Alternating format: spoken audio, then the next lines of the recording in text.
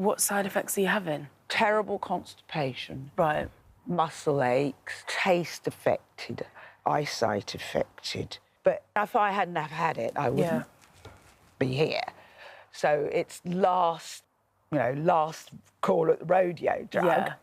But now there's another last call at the rodeo drug. It's great that medicine is still, you know, it's getting invented every day, which Especially is great. with the breast cancer one. Yeah. God. Welcome back. That's Trisha Goddard talking about the impact of her breast cancer treatment on last night's Celebrity Big Brother. Dr Amir is with us here now. It's just so great for her to be open about it, and she has been. You know, she speaks very candidly about what she's been going through, but on a show like that as well, it's a very different audience, perhaps. It is, but Trisha's always like that. I know her very well, and I talked to her in the run-up into going into the show, and she has been having really intense chemotherapy treatment for her breast cancer.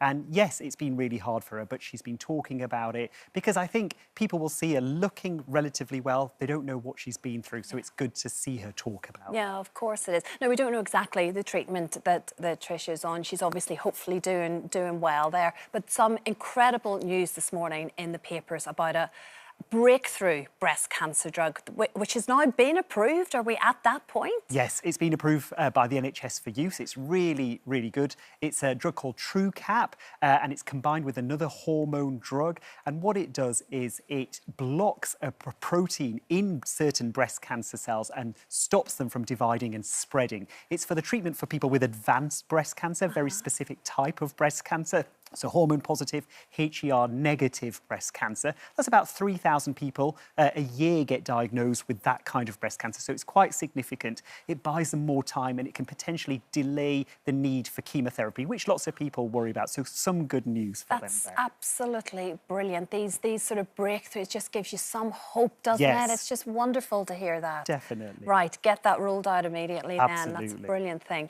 Now this is an interesting one about the mail within the NHS. We can sometimes be waiting, miss appointments because we don't get a letter. That might be about to change. Let's see if hopefully it all works. Yeah, I have spoken to many patients of my own who have received a letter for an appointment which has already passed and they end up missing it. So the NHS, along with Royal Mail and the government, are working together to give stamps or barcodes on letters for medical appointments for patients that take priority and get there hopefully before the appointment has arrived. And the good news is that these will be available and in use, and Royal Mail will be prioritising them, even if there is a problem with the postal service, a strike or whatever. These take priority, so people should get their letters before their appointments. And combining that with all the online digital appointments that are going on now through emails and text messages, hopefully that'll mean less people missing appointments, more people getting their treatment. Definitely. You think, why wasn't it happening already, isn't it, when you think seems about really it? Obvious. It's such an obvious thing, but OK, good news. Right, I think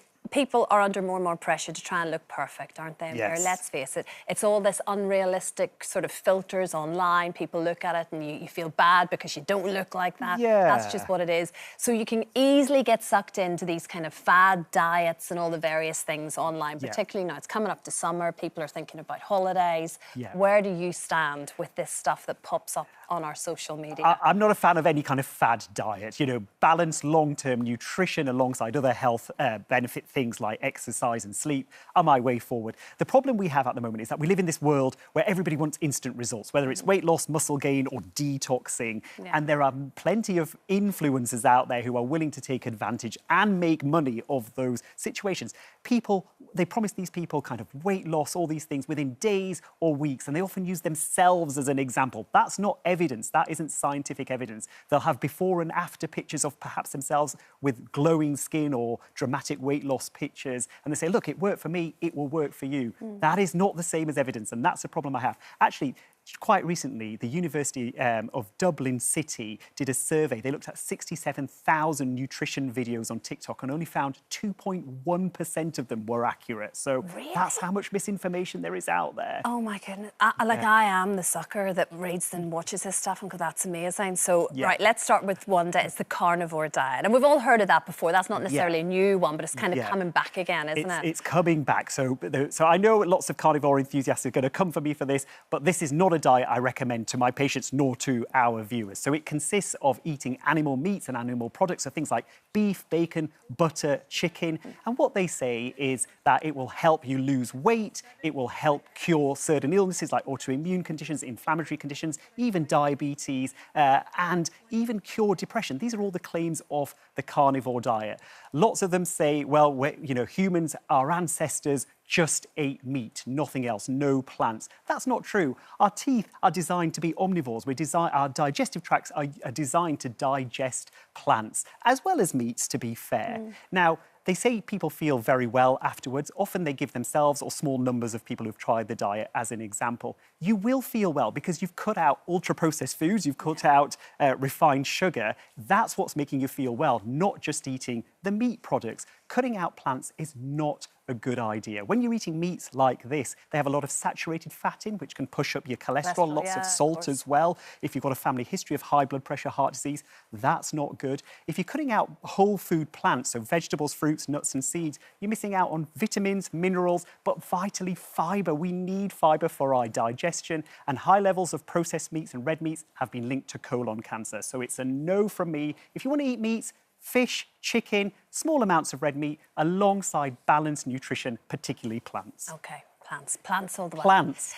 So then where do you stand with the juice cleanse? Right. If I could do a Full of big fruit and eye roll, vegetables. you know, the eye roll emoji, that's what my face should be looking like now. The juice cleanse, these are people who stop solid foods, go on vegetable and fruit juices only. And the aim is to lose weight and get their skin glowing. Yes, they'll lose weight. It's a very restrictive diet. Your calorie levels will come down, but it fosters disordered eating. You shouldn't be cutting out solid foods. And actually, when you are eating fruit and veg, when you're eating them whole, you're biting them, you're chewing them, you're digesting them slowly, that fibre and sugar hits you slowly. If you've got a juice or a smoothie with lots of things in, you're necking that down and there's lots of sugar hitting your body all at once. This is not good. Yeah.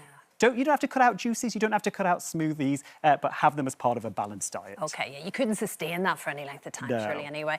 I shouldn't admit this, but I went down this rabbit hole, the Parasite cleanse. I've seen it. Have you seen it? I've seen it. It's coming up on my phone at the minute, and it's drops, and you take it, it cleanses your gut. Yes well, or no? these drops contain things like garlic, clove, and ginger. They claim to cleanse your body of parasites. The weird thing is, people in the UK are not walking around riddled with parasites. Yes, children sometimes get worms. That's about it. We do not need a parasite cleanse. We've got clean water, we've got good sewage systems, we've got food standards in terms of hygiene. We haven't got parasites. If you want to have garlic, ginger, wormwood, have it, as I always say, as part of a balanced diet. Everything in moderation. Exactly. I think you need to sit alongside me when I'm scrolling from your phone. I'm like, no. I'm saying, yeah, right, oh dear. OK. You haven't got any parasites, Christine. I don't think you have. I don't know.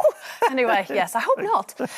Thank you very much, Amir. Thank you. Very, very interesting stuff, that. Looking for more health and wellness content? There's plenty more right here on our channel. How about you check out this one?